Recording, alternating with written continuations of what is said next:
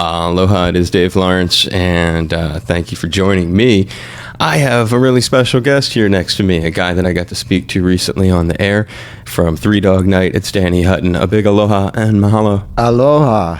Is that right? You got it right. Great to see you in person, and thanks again for the wonderful phone interview. We're just thrilled to be here. The only bad thing is we brought the rain from L.A. We're not going to blame you. It was here a few days earlier. Yeah, we had a guest come from England for a week, and he brought the rain, and then he left and came to Hawaii, and then went to Australia. So I have a feeling that you're a weather maker. Hey, I had a question. I was looking at your bio, and something that we never covered on the phone. It said you were born in Erie, Ireland. Where? Donegal, Buncrana. And how long? Ayr. They pronounce it, I think, Ayr. Ayr. Yeah. And so I think it's E-I-R-E. Yeah, it looked like Erie, Pennsylvania. Yeah. Yeah. And it was like it must have been an incomplete entry where I saw it. So you were born there, and how much time did you spend there before you came to the U.S.? When I was about 4.5. Okay, so you're really an American. Yeah, I lived in Boston until I was 12. All the poor Irish came to Boston. I went to Emerson. My uncles and all of those people were there. So my mother was the youngest, so she came out last. Okay. My grandmother had been an invalid. So it was kind of good in a way because they all got locked into the uncles and their kids.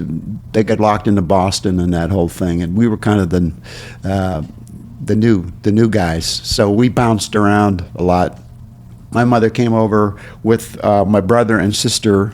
My dad had kind of disappeared, so it was tough. It was I didn't know at the time, but we lived in some pretty funky areas. So she told you that later, and are there lessons you learned from that? Actually ended up, my sister went and found him and brought him back when I was 15, which is pretty strange. But we got along great.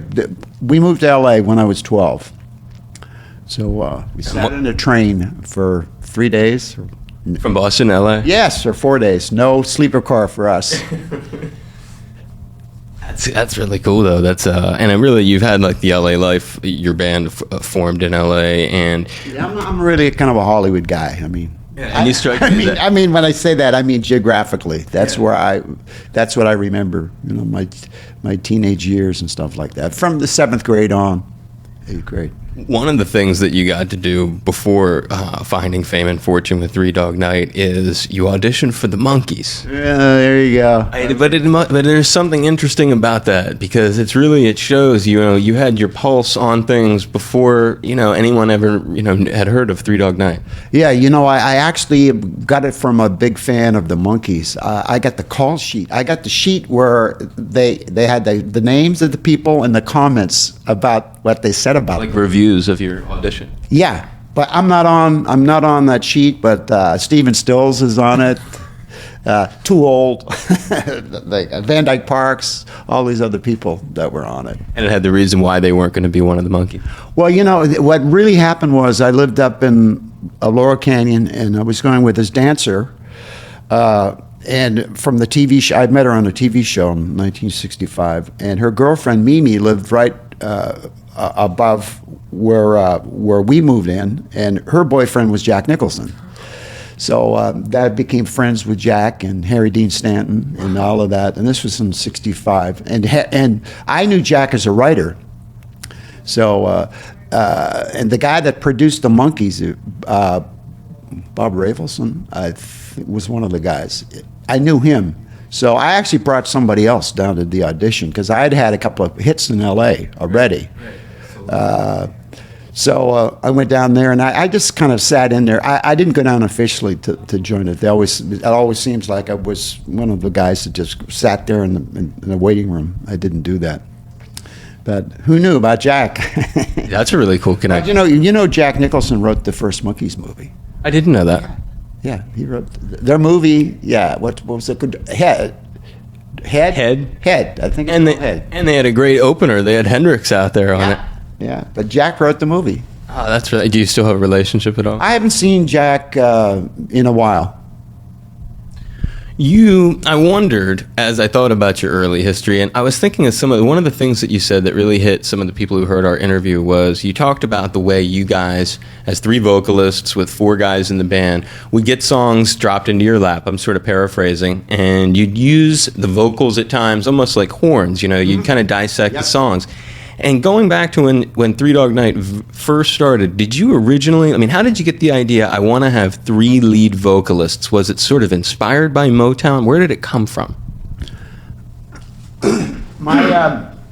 Every record I did from the early days, I always just had a triad. I always just went to 3-part harmony. I actually started because I was too shy to sing alone, so I'd always form these trios. And like folk and stuff like that, and then I'd get somebody else to sing the lead, and I kind of help push it along. And then when I started doing my own records, I did them the same way. So that was the start of that sound. And a moment for me, which was that I really remember, was I loved old cars and collecting cars, and I drove past the Ambassador Hotel where the Coconut Grove was, and and it was kind of fading and all that stuff. But they had a big, huge lawn, and they had a Concours d'Elegance. They had all of these incredible cars, and they were having a show, and there must have been 60 cars, and each car was magnificent, incredible, and completely different than the other car. And I just thought, wow, what if you could get a bunch of people together that were all individually really great, but then when you see it together, it adds a whole different thing to it. Not where you get one really strong personality and everybody else is kind of backing him up. So that was kind of the concept in my head when we got together, was let's find the best. When I saw Corey at the Whiskey, I just said, oh, this guy's major vocal talent. So, we met on the Sonny and Cher tour, and that kind of got it moving. But every musician in the group is incredible too.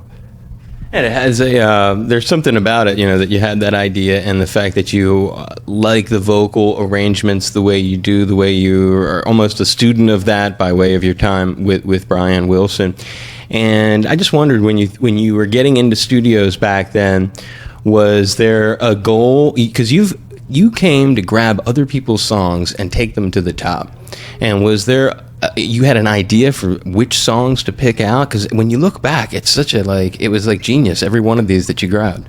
Just always serve the music. Just find the best song. Try to do the best song you can do. And if you write it, that's even better.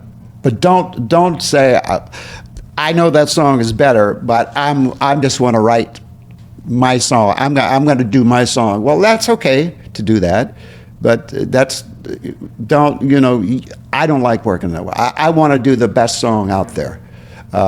So that's what we did. We would find, especially in the early part of what we did, we had to go out and find them, the songs. So they weren't dropped in our lap.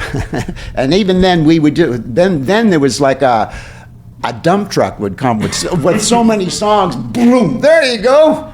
And it's hard to sort through. And we had to go through them, because there'd be these publishing companies that were really pushy, and they'd send you a stack. These are all hits. And no, they weren't. Maybe one was. Once in a while they would have an album that they were putting out by, let's say like Frampton. Ooh, baby, I love your ways. Well, they sent me a demo of that song. They didn't tell me that was a forthcoming album in a month.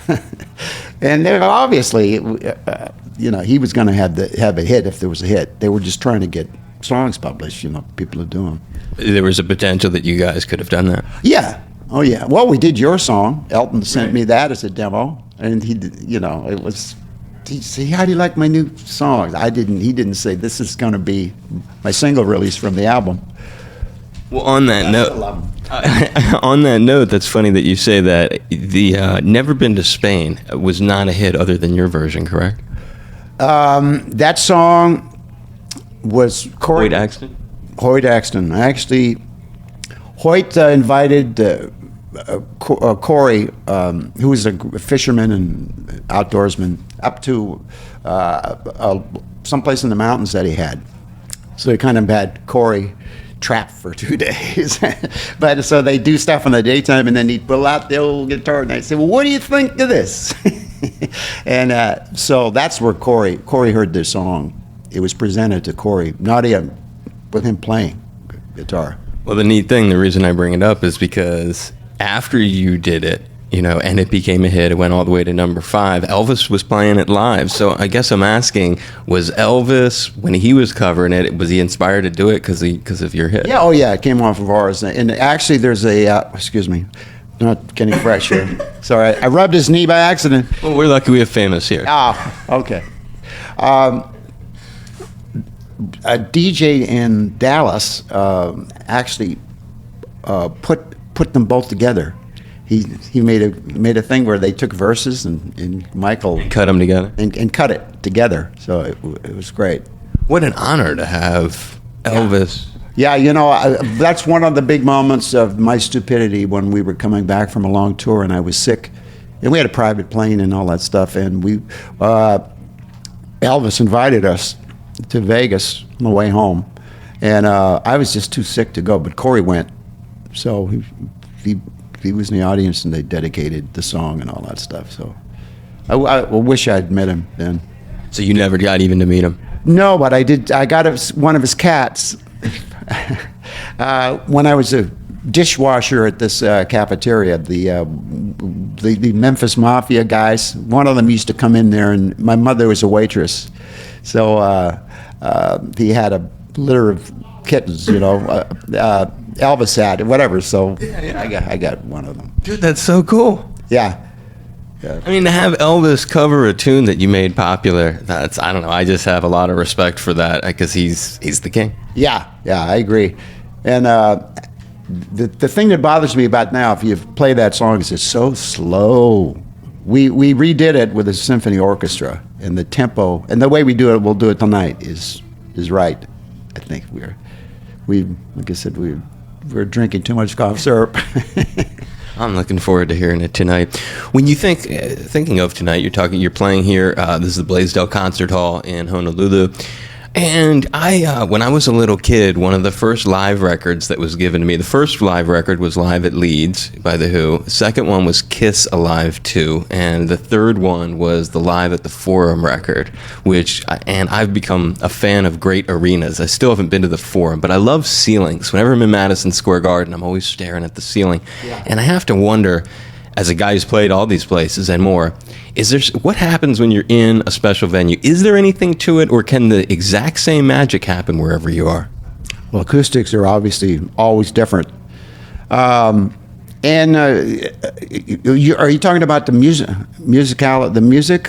vibe, sound, the vibe? Both, I guess. Yeah. The difference is when you play really big places is you have to really be big on stage. You've got to exaggerate. You've got to go way over the top. It's just no different than Broadway actors, theater actors, when they perform in theaters and then they have to do a movie. You really got to bring yourself down a little bit. Or in our case, we always try to stay big. You got to make yourself bigger, and you've got to get used to doing things that feel unnatural. I always get a kick out of it when people say, "Wow, man, I saw so and so, and they're so natural on stage." They're not natural. They appear. They act natural. They appear to be natural. It's the most unnatural place in the world to be. You're singing. People are hearing everything you're saying, and the spotlight's on you. And what you're hearing and what they're hearing are two different things. And in a big places, sometimes there's a reverb that's a 2-second delay. Boom, boom, boom, and you're singing, and you cannot listen. You gotta keep in time with that. You gotta not. You can say, "Don't sing along to the echo." So that. On a technical musical level, it's like that. Now, on a vibe level, there's Madison Square Garden is You know, you're playing there going, I'm at Madison Square Garden. So it does feel like that. Oh, sure. That, special ones especially, you know. The Forum, not so much for me, but Boston Gardens, because I was brought up going back there, and all my relatives. Don McLean opened for us. That was real special. And the Washington Monument probably was really crazy. 500,000 people. Outdoors on the mall, I guess that is. Yeah, that was a lot of people. Oh, that's. I mean, we saw the audience, and then it kind of went up like this, and down, and then some guy said, "There's audience way beyond that." And they had speakers, the Doppler effect. They had speakers. Like delay towers, as they call it. Yeah, and then Ringo arrived, played drums with our drummer. It was pretty cool. And Harry Nilsson and all those guys. Is that coming? I'm just guessing that's a very big highlight gig in your. Yeah, that had that vibe, you know. That's that, like, wow, this is not going to happen very often. And do I have time for one more question before I let you go? Okay. The final thing that I was curious about, and I always try to ask people this, especially people who've been around a long time. You've had to interact with a lot of cats through the years, record company guys, producers, fellow musicians, and people who aren't in the business. People that you admire along the way. And they could come from any of those groups, and they don't have to be in the business. And you can, in your mind, as I'm saying this, if you think of someone you really admire, who you've met recently or who's in your life or you care about, what is it? What are the qualities that draw you to people that you really admire, someone that you look up to and respect? Well, there's probably, I don't think you could encompass it in just one thing. I mean, there's certainly compartmentalize, you know, there's people that are just brilliant, that can be jerks, are brilliant and they're idiot savants, or whatever. So, or people that I like, you know, they're all different. That's tough. But I would say obviously Brian Wilson comes to mind. For Van Dyke Parks also. Brian, because he's such a genius, but also such a wonderful, what a nice person, you know, good heart. That's, I guess, what I'm getting at. The people that you admire for that, it's because what they've got a nice heart, they are genuine. They're all this, you know. It's like old girlfriends. Why you're attracted to them. Jimi Hendrix, I knew fairly well. I mean, enough to we double dated, and he was a sweetheart. I mean, obviously, musically he was fabulous, but he was another guy with a real good heart. I like that, you know. When it's so easy when you get into that position of a lot of success, and you've got this subtle power, you got everything going for you, and you. To stay really nice and say, well, that's this part of me, but you're nice to the waiter, you're nice to the little guy, you're nice to everybody, and that's really who you are. I admire that the most, because I've met some people, I don't want to say who, and I've been amazed. I was at a restaurant one time with this guy, and he was so nice to me, you know, and he was a big guy, big deal, and the waiter came up, and he was such a jerk to the waiter. I just crossed this guy off from my list. It's like, I'm never going to see you again, dude, because that's not the real him. Yeah, right. So I like that quality. Although musically, I can just say that guy is incredibly talented. I don't like him. You can separate. Got to separate them. Yeah. Yeah, I know what you mean. That's a great answer, by the way, because I couldn't relate to. I relate to that so much. I treat people who serve me, you know, like they were my best friend for that very reasons that you said. Yeah. I think that goes a long way out there, because it can get very poisonous. And a lot of those guys, not all of them, but a lot of those guys, in the end they get it. The karma catches up to them. You know, the power. Either they do some kind of Phil Spector-ish thing. Or else they all of a sudden they've lost their chops, or you know their run is through, and they burned so many bridges. Everybody's thrilled that they're getting they're getting it in the neck, you know. So, But that's also cool that you can, because I can also relate to the fact of I've met so many people and they're not very nice, and you say to yourself, but I still love their music, and I'm not going to get rid of all their records because they weren't nice when I met them. yeah. I just see no reason to be like that. You know, that's. I think it's very short-sighted. In '69, Newport, Devonshire Downs, you played with Jimmy. You were around him, Jimmy, at that. Yeah. Actually, Floyd jammed with him, our drummer too. I think that's when he went into I didn't like what he did musically with the band. He'd left the trio. Gypsy Sun and Rainbows was dawning. And all of a sudden, and then they started to get into the little more of the racial thing where everybody's going to be black and agree, that kind of a thing. The Band of Gypsies era. That's not, follow the music. Don't get into that weird stuff. It's cool that I just had to reference that because you said he was a nice guy, and I had one of the things I meant to ask you was because I knew that you played that same gig in '69 at Devonshire Down. That was not a very comfortable gig physically. It was, just a big flat, hot, ugly kind of place. Just a big fat stage they stuck up there. You done them all, though, brother. You done them all. Yeah.